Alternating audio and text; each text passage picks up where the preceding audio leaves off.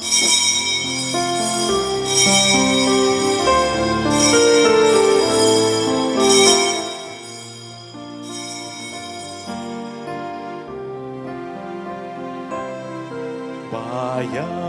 ngayon'y nagbubunyi, sabay-sabay nagpupuri. Dahil ako ng Kristong Hari, kaligtasan ng Kanyang lipi. Bayan ngayon'y nagbubunyi, sabay-sabay nagpupuri. Sa ngalan ng Ama at ng Anak ng Espiritu Santo, Amen. sumainyo po ang Panginoon.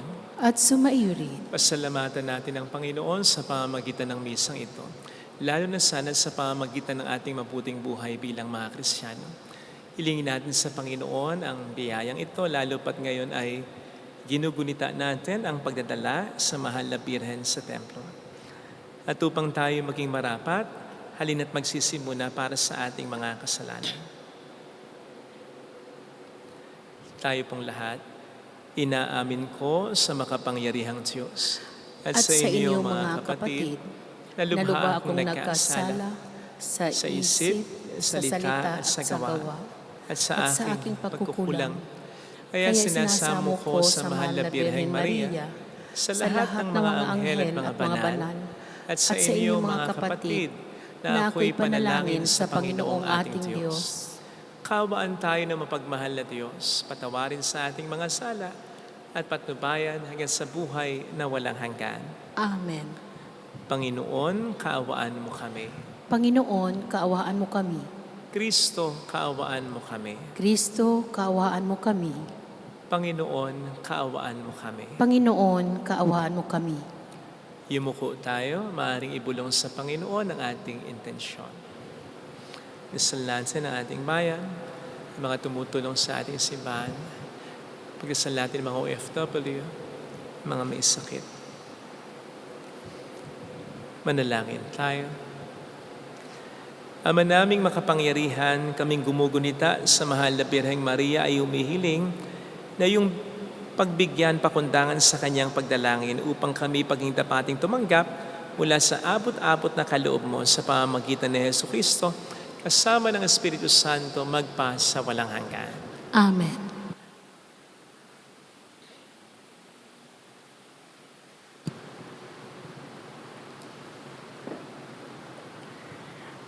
Ang salita ng Diyos mula sa aklat ni Propeta Zacarias. Sinabi ng Panginoon, umawit ka sa kagalakan, bayan ng Siyon. Pagkat maninirahan na ako sa piling mo. Sa araw na yaon, maraming bansa ang sama-samang magpupuri sa Panginoon at pasasakop sa Kanya. Siya'y manirahan sa gitna ninyo. Sa gayon, malalaman ninyong sinugo ako ng Panginoon. Muli niyang kukupkupin, ituturing na kanyang sarili at itatangi ang Jerusalem. Manahimik sa harapan ng Panginoon ang lahat ng nilalang, pagkat siya'y tumindig mula sa kanyang templo. Ang salita ng Diyos. Salamat sa Diyos. Diyos ay makapangyarihan, banal ang kanyang pangalan. Diyos ay makapangyarihan, banal ang kanyang pangalan. Ang puso ko'y nagpupuri sa Panginoon at nagagalak ang aking espiritu dahil sa Diyos na aking tagapagligtas. Diyos ay makapangyarihan, banal ang kanyang pangalan. Sapagkat nilingap niya ang kanyang abang alipin, at mula ngayon ako'y tatawaging mapalad ng lahat ng salinlahi, dahil sa mga dakilang bagay na ginawa sa akin ng makapangyarihan, banal ang kanyang pangalan. Diyos ay makapangyarihan, banal ang kanyang pangalan. Kinahabagan niya ang mga may takot sa kanya. Sa lahat ng salit-saling lahi, ipinakita niya ang lakas ng kanyang mga bisig. Pinangalat niya ang mga palalo, ang isipan. Diyos ay makapangyarihan, banal ang kanyang pangalan. Ibinagsak niya ang mga hari mula sa kanilang trono at itinaas ang mga nasa abang kalagayan. Binusog niya ng mabubuting bagay ang mga nagugutom at pinalayas niyang wala ni anuman ang mayayaman. Diyos ay makapangyarihan, banal ang kanyang pangalan. Tinulungan niya ang kanyang bayang Israel bilang pagtupad sa pangako niya sa ating mga magulang, kay Abraham at sa kanyang lahi magpakailanman. Diyos ay makapangyarihan, banal ang kanyang pangalan.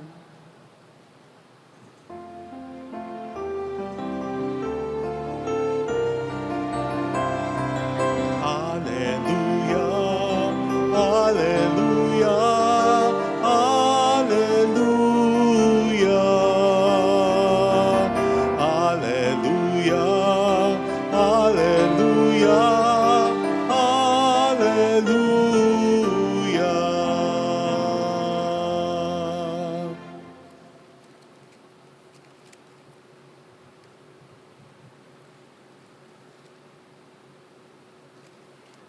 Sumainyo ang Panginoon. At sumaiyo rin. Ang mabuting balita ng Panginoon ayon kay San Mateo. Papuri sa iyo, Panginoon. Noong panahong iyon, samantalang nagsasalita pa si Jesus sa mga tao, dumating ang kanyang ina at mga kapatid. Naghihintay sila sa labas at ibig siyang makausap. May nagsabi sa kanya, sa labas po ang inyong ina at mga kapatid at ibig kayong makausap. Ngunit sinabi ni Jesus, sinong aking ina at sino-sinong aking mga kapatid? Itinuro niya ang kanyang mga alagad at sinabi, ito ang aking ina at mga kapatid sapagkat ang sino mang sumusunod sa kalooban ng aking ama nasa langit, ang siya kong ina at mga kapatid. Mga kapatid, ang mabuting balita ng Panginoon. Pinupuri ka namin, Panginoong Hesukristo. Welcome sa Our Lady of La Salette Quasay Parish, kung saan ayos lang pong umiyak at samahan tayo ng mahal na ina sa pag-iyak at sa pagdarasal upang maging maayos ang lahat. Usually, pag sinabi nating paghahandog, pagdededicate ng ating sarili sa Diyos, ito ay madalas nating i-associate lamang para sa mga nagpapari at nagmamadre. Mali po ito. Sapagkat lahat tayo ay ina-expect ng Diyos na maghahandog, magdededicate ng ating sarili sa Kanya. Yan po ang isa sa pinakahamon ngayon ng ating paggunita sa pagdadala kay Maria sa templo ng kanyang mga magulang na sina San Joaquin at Santa Ana. Sapagkat bilang mga Kristiyano ay ganyan din naman ang diwa noong binyagan tayo. Inihandog tayo sa Diyos ng ating mga magulang, kaya marapat lamang na tayo mabuhay para sa Diyos lamang. At hindi po natin kailangang magmadre o magpare para gawin ito. Sa katunayan, kahit kaming mga pare o madre, ay po pwedeng sumablay sa ganitong aspeto. Inasmuch as ang tunay na pagdedicate o paghandog sa Diyos ng sarili ay hindi sa panlabas lamang, kundi sa tunay na pagbibigay sa Diyos ng ating buhay. Siguro po, while speaking, naisip nyo na po na i-dedicate nyo naman ang inyong sarili sa Diyos. Sapagkat kayo nagsisimba naman, at least tuwing linggo, nagdadasal naman kayo, wala naman kayong inaargabyadong tao, nagpapakabuti naman kayo kahit pa paano. Maganda po ang lahat ng ito, pero tandaan po natin po pwedeng maging very kulang. Huwag po natin kakalimutan yung sinabi ng ating Panginoon na marami ang magsasabi at tatawag sa kanyang Panginoon, Panginoon, ang hindi maliligtas. Bukod pa sa sinabi niya na sasabihin daw sa kanya pagdating ng panahon ng mga hindi maliligtas, Panginoon, nangaral po kami, nagpalayas po kami ng mga masamang espiritu, nagpagaling po kami sa pangalan ninyo. And therefore, gumawa po kami ng kabutihan. Nakita nyo na? Pero kulang pa rin talaga. Kung ang lahat ng mga kabutihang ito in the first place ay hindi bunga ng isang buhay na nakahandog, nakadedicate, nakabigay sa Kanya talaga. Tingnan po ninyo sa ating mabuting balita. Kung tutuusin, ayos na yung si Maria ang piniling ina ni Kristo nang siya'y magkatawang tao. Pinuno si Maria ng grasya. Bukod pa sa siya itinalaga ng kanyang mga magulang sa templo. Pero tingnan po ninyo sa Ebanghelyo, mas itinaas pa siya ng ating Panginoong Jesucristo. Sapagkat siya ang pinatutungkulan ng sabihin ni Kristo, ang tunay kong ina, ang siyang sumusunod sa kalooban ng Ama. At ganon si Maria. Na para bang pwede nating sabihin na kahit na siyang piniling maging ina ni Kristo, nang ito'y magkatawang tao, at kahit siya inihandog ng kanyang mga magulang sa templo, kulang ang lahat ng ito. Kung hindi niya talaga inihandog sa Diyos ang sarili niya. Sapagkat si Maria talaga ang unang sumunod sa kalooban ng Ama. Siyang unang naging alagad ng anak niya. Sabi nga po ni St. Augustine, Mary conceived Jesus in her heart before she conceived Jesus in her womb. So bago pa siya magdalang tao, ipinagdalang tao si Kristo, nauna niya ang kanyang pag-aalay ng buhay niya sa Diyos, her fiat. And that makes her truly the mother of Jesus. And so the question is, ang buhay po ba natin ay totoong nakadedicate na, nakahandog na sa Diyos? Another way of putting it, in view of what Mary did, ang buhay po ba natin ay totoong nakasurrender na sa Diyos? Bawat aspeto ng buhay natin. Halimbawa, ang ating mga talento, ang time po ba natin? Ang panahon po ba natin? Ito ba'y nakasurrender na sa Diyos? In as much as ginagamit lamang natin ang mga ito sa mga bagay at sa mga paraang nakalulugod sa Diyos?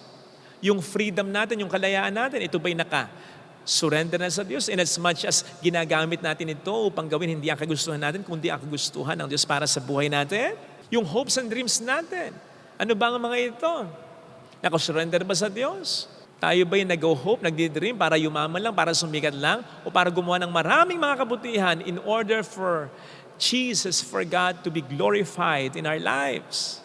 Ang mga relasyon po ba natin ay nakasuko sa Diyos?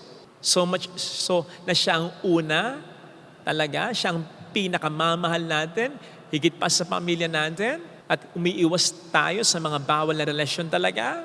Even our fears, our heartaches, lahat ba ng ito ay nakasurrender na sa Diyos in as much as siya nang bahala, ipinagpapas sa Diyos mo na lang talaga?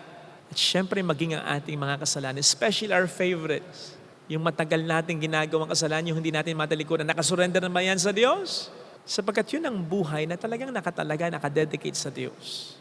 Indeed, mahirap. Kaya nga sabi ni San Pablo sa Romans 12 verse 1 or 2 if I'm not mistaken, I urge you therefore, brothers and sisters, by the mercies of God, to offer your bodies as a living sacrifice, holy and acceptable to God, your spiritual worship.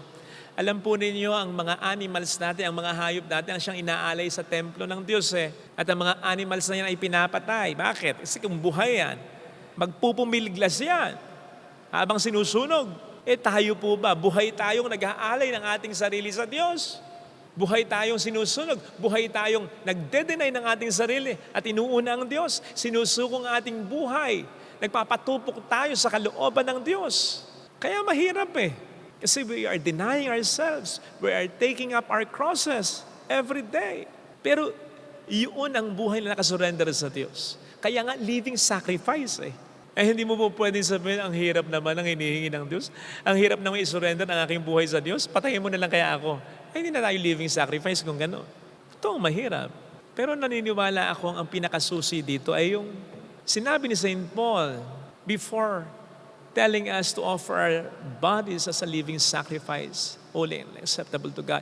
Ang sabi niya, I urge you therefore, By the mercies of God, yun ang pinakasusi eh. Pag sinabing therefore, may mga una nang sinabi. At ito'y kaugnay ng sinasabi niyang nag-uumapaw na habag ng Diyos. Kasi ang basically na sinasabi ni San Pablo, kakayanin ninyo sa awa ng Diyos. Sapagkat kung iisipin lamang ninyo yung mga naging awa at pagmamahal sa inyo ng Diyos, itong magpapalakas ng loob ninyo. In as much as kung tinulungan tayo ng Diyos dati, tutulungan din tayo ng Diyos ngayon. Hindi tama na mahirap, pero ang pinakasusi dito sa palagay ko, yung sinabi ni St. Paul na by the mercies of God. Kasi sa kontekstong itong sinasabi niya, isipin ninyo, i-appreciate ninyo ang nag-uumapaw na awa ng Diyos sa inyo. Kasi kapag na-appreciate daw po natin yon, mas magiging madali sa atin ang ihandog ang ating buhay sa Panginoon. Sapagkat ang ating paghahandog ng buhay sa Kanya ay tugon lamang natin sa paghandog niya ng Kanyang sarili sa atin. Walang anak ang magrereklamo na gumawa ng mga magandang bagay para sa kanyang mga magulang kung na-appreciate niya ang lahat ng mga magandang bagay na ginawa para sa kanya ng kanyang mga magulang. Sa Diyos pa kaya tayo magreklamo kung ihandog natin ang ating sarili sa Kanya kung talagang na-appreciate natin ang lahat ng ginawa niya para sa atin talaga? Kaugnay nito, yung awa din ng Diyos na yan ang siyang magtataguyod sa atin sa paghahandog ng ating sarili sa Diyos. Sapagkat sabi nga po, madalas natin kapag naharap tayo sa mga matinding pagsubok, may awa ang Diyos. Kaya inuna ito ni San Pablo by the mercies of God, offer your bodies. Na parang sinasabi niya, sino mang mag-aalay ng Diyos ng kanyang buhay ay tutulungan ng awa ng Diyos.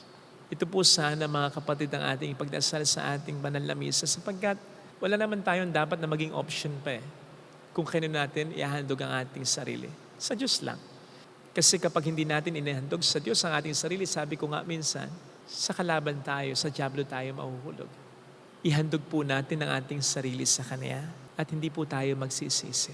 Tamang marami ang pwedeng mawala sa atin kapag inihandog natin ang ating buhay sa Diyos. Pero mas marami, di hamak ang mawawala sa atin kapag hindi natin ihandog ang ating buhay sa Kanya.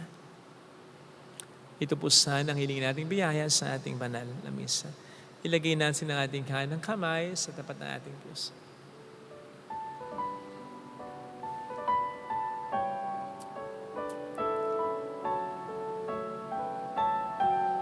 Awitin natin. Alam kong may magagawa ang Diyos.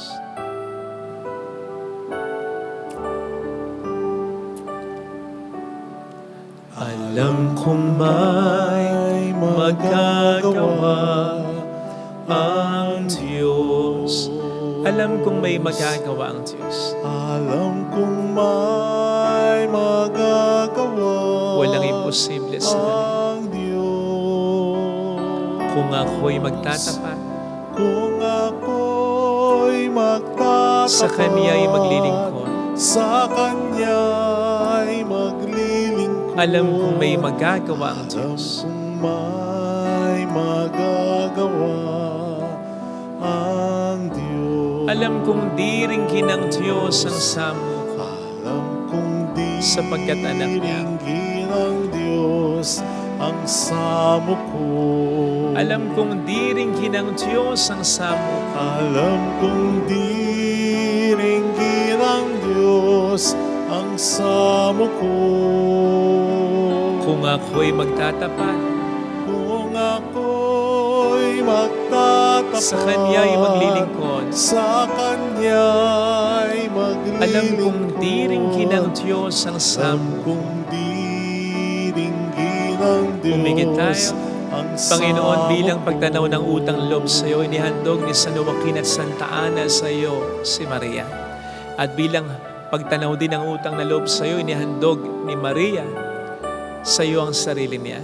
Matutunawa kami sa pinagdiriwang po namin ngayon sa halimbawa na ipinakita nila. Makita at ma-appreciate nawa namin kung gaano mo kami kamahal at tugunan namin ito ng pagmamahal. Mahirapan man kami, huwag kami sumuko na manindigan para sa totoo, para sa tama at para sa katotohanan na gumawa lagi ng kabutihan sa kabila ng mga pangit at problema naming naranasan. Tulungan mo po kami, Panginoon, ihahandog ang aming buhay sa iyo ng walang pag-aalinlangan. Hallelujah! Purihin ng Diyos. Hallelujah! Hallelujah. Siya ay muling babalik sa atin. Hindi niya tayo iiwan. Hindi niya tayo pababayaan. Paniwalaan natin. Hallelujah! Purihin ng Diyos. Hallelujah! Babalik ang Panginoon upang tayo ay tapat siya sa kaniyang mga pangako sa atin. Sabihin mo sa sarili mo, mayroong magandang mangyayari sa iyo. Higit pa sa inaasahan mo kapag natuto tayong tumanaw ng utang na loob sa Diyos.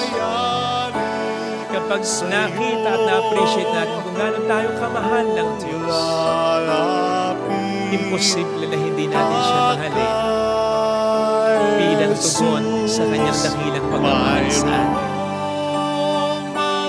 Sa totoo lang, yun ang makapagpapabago sa atin. Hindi ang pagmamahal natin, kundi ang pagmamahal ng Diyos sa atin. Natutugunan lamang natin ng pagmamahal natin kulang na kulang pa.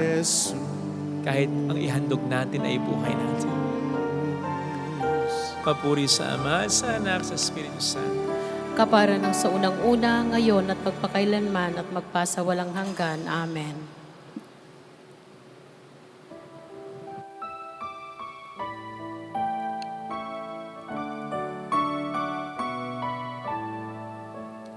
O Diyos, narito ang tanging alay ko at sa kamay mo inihandog ko alak at tinapay aming pinagpaguran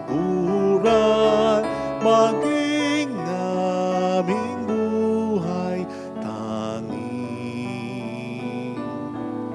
sa'yo lamang, tanging sa'yo lamang. O Diyos, narito ang tanging alay ko at sa kamay mo inihandog ko alak at tinapay aming pinagpaguran maging aming buhay tanging sa'yo lamang, tanging sa'yo lamang.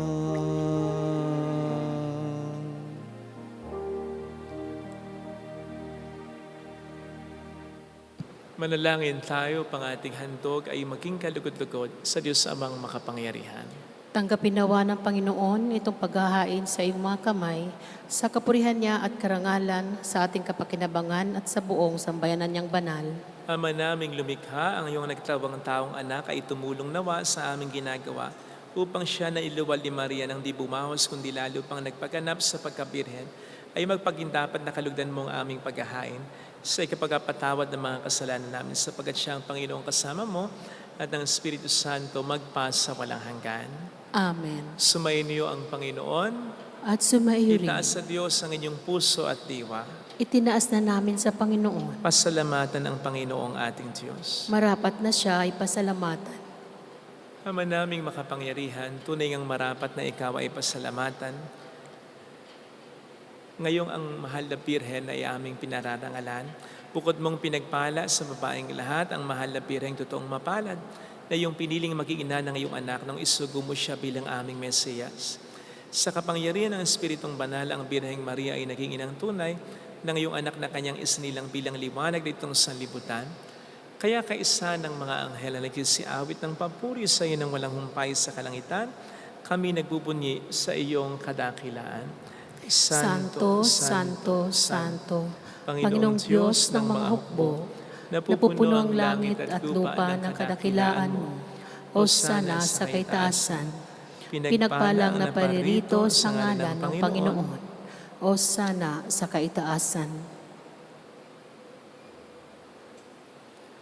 Ama naming banal, ikaw ang bukhal ng tanang kabanalan.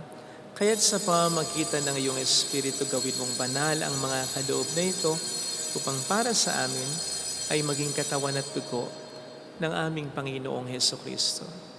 Bago niya pinagtiis ang kusang loob na maging handog, hinawakan niya ang tinapay, pinasalamatan kaniya, pinaghati-hati niya iyon. Niabot sa kaniyang mga alagad at sinabi, "Tanggapin ninyong lahat ito at kanin. Ito ang aking katawan na iahandog para sa inyo."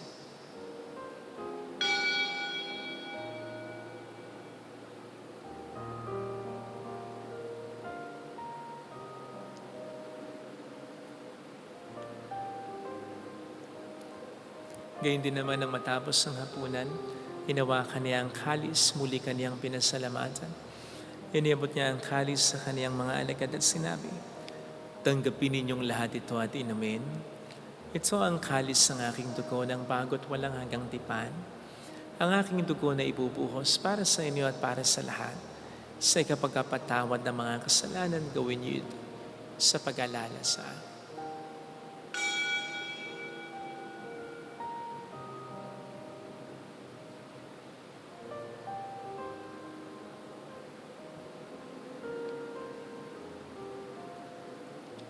Ang misteryo ng ating pananampalataya. Si Kristo'y namatay, si Kristo'y nabuhay, si Kristo'y babalik sa wakas ng panahon. Ama, ginagawa namin ngayon ang pag-alaala sa pagkamatay at muling pagkabuhay ng iyong anak. Kaya inialay namin sa iyo ang tinapay ng buhay at ang kalis ng kaligtasan.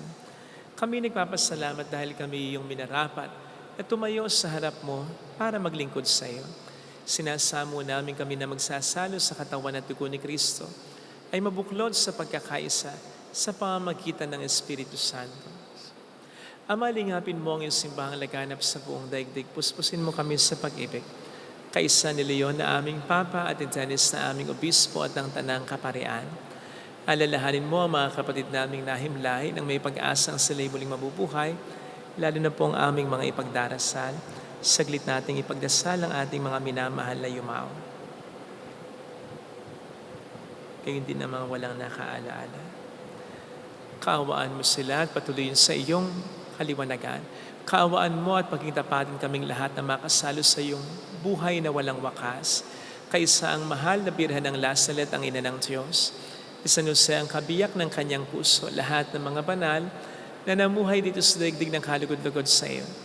Makipagdiwang nawa namin ang pagupuri sa ikararangal mo sa pamamagitan ng iyong anak na aming Panginoong Hesukristo. Sa pamamagitan ni Kristo, kasama niya sa Kanya, ang lahat ng parangal papuri ay sa iyo, Diyos amang makapangyarihan, kasama ang Espiritu Santo, magpasawalang hanggan.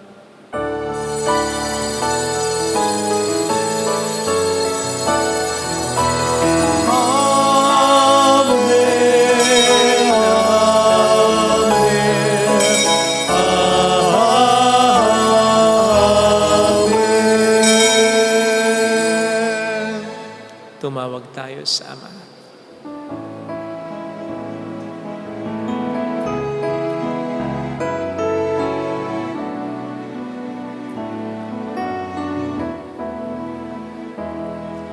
Ama namin, sumasalangit ka, sambahin ang ngalan mo, mapasa amin ang kaharian mo, sundin ang loob mo dito sa lupa para nang sa langit. Bigyan mo kami ngayon ng aming kakanin sa araw.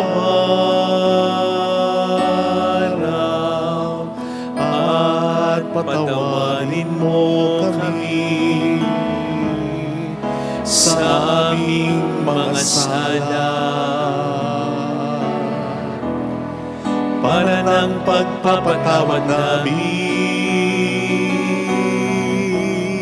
sa nagkakasala sa amin.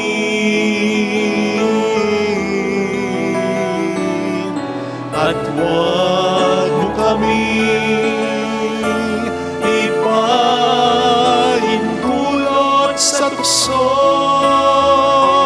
at ihadya mo kami sa lahat ng masama.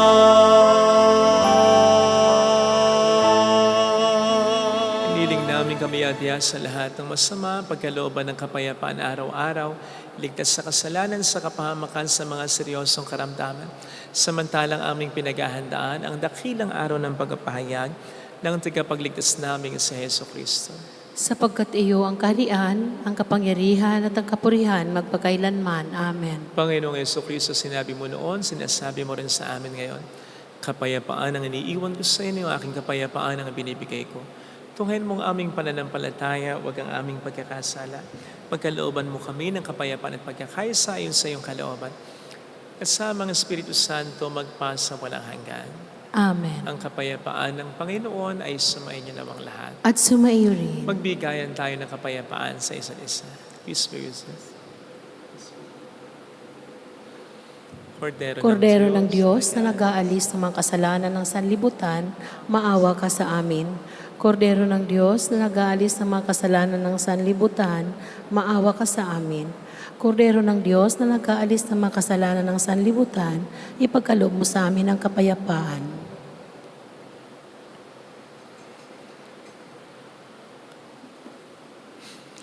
Narito sa harap natin ng Panginoon ang ating buhay at kaligtasan.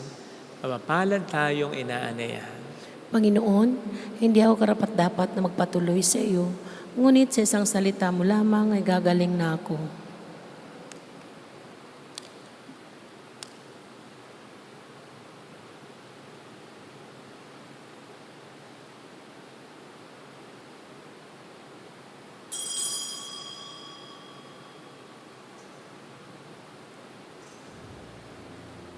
Panalangin para sa espiritual na pakikinabang.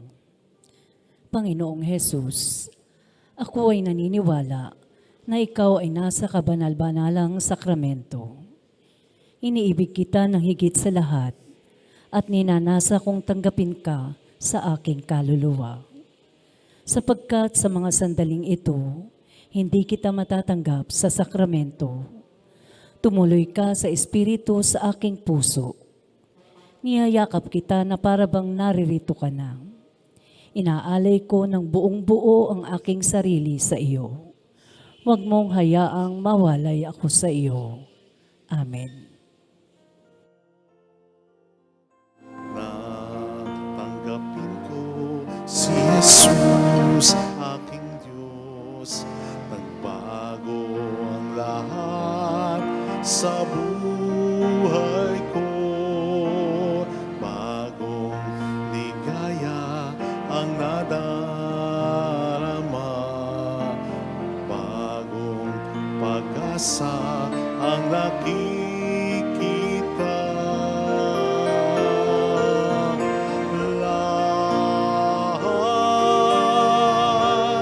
Lahat ay aking ibibigay. Ibibigay pati aking buhay upang purihin siya.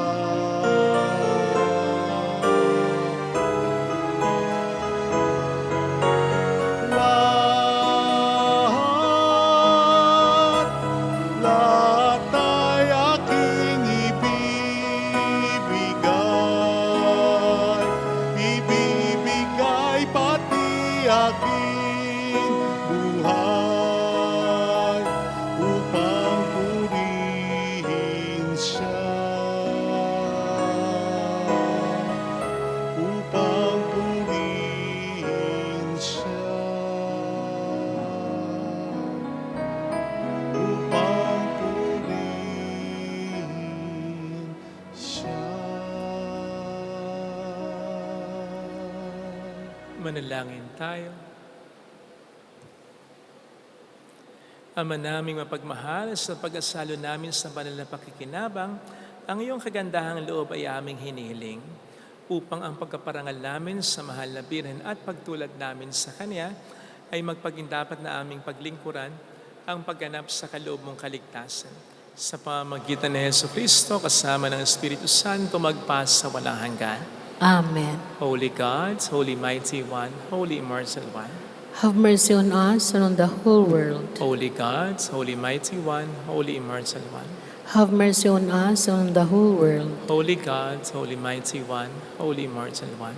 Have mercy on us and on the whole world. Jesus, King of Mercy, We trust in you. alalahanin. Alalahanin, O mahal na Birhen ng Lasalet, ina ng pag-asa, ikaw nagpapaalala sa aming magbalik loob sa Ama. Ito ang nagpapatunay ng kagandahang loob mo'y nanatiling busilak. Sa pag-aaruga mo sa amin, tungkulin mo'y tinupad. Sa paanan ni Kristo'y itinuring mo kaming mga tunay mong anak. Kaya ninais mong ni Isay huwag mapahamak. Maging sa iyong walang tigil na pananalangin, pati luhay pumatak. Huwag namang mawalan ng saysay ang iyong paghihirap. Hiling nawa namin sa iyo, o aming inang liyag, na matapos ang pakikibaka namin sa mundong ito at sa pananatili naming tapat kay Kristo, sa kapurihan mo'y makibahagi kaming ganap, upang kung nasan ka ngayon ay maparoon din kaming lahat, at ang kaganapan ng kaluwalhatian ng Diyos sa may tuluyang matupad, siya nawa. Mahal na Birhen ng Lasalet, kapagkasundo ng mga makasalanan. Ipanalangin mong walang patid kaming mga dumudulog sa iyo. Marami pong salamat sa inyong pakikisa at sa mga tulong na binibigay po ninyo na siyang nagiging dahilan para ma-maintain po natin ang simbahan, mapaganda pa, at makatulong po tayo sa mga nangangailangan. Marami pong salamat sa inyong lahat. Panginoon na po ang bahala sa inyo. Sumainyo ang Panginoon. At sumaiyo rin. Palain kayo kasama ng ating pamilya na mapagmahal at Diyos, ng Ama at ng Anak, ng Espiritu Santo. Amen. Pumayo tayo sa kapayapaan ni Kristo. Salamat sa Diyos. Salamat din po.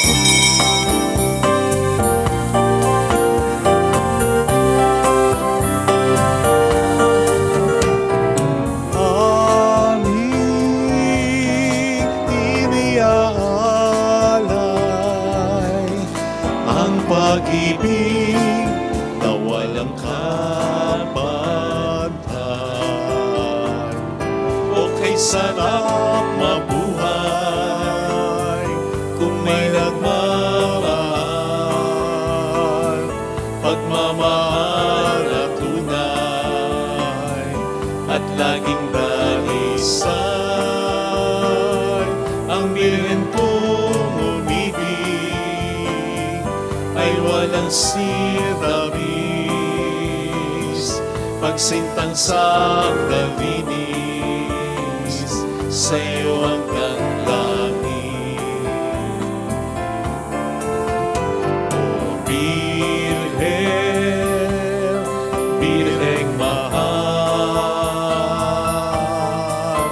sa awit at sa dasal